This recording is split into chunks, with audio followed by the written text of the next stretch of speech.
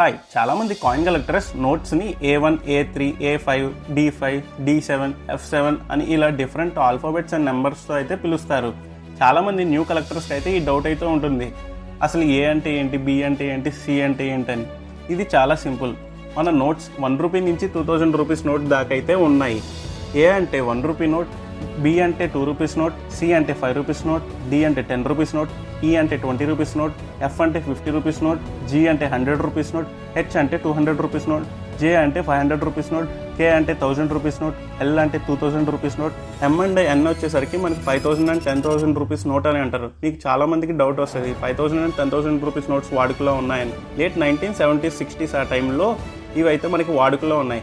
పక్కన 1, 2, 3 అనే నెంబర్స్ అని వచ్చేసరికి ఇష్యూస్ అనమాట. సపోజ్ A3 అనుకోండి, ఏ అంటే 1 రూపీ నోట్, 3 అంటే థర్డ్ ఇష్యూ, అంటే 1 రూపీ థర్డ్ ఇష్యూ అని అర్థం.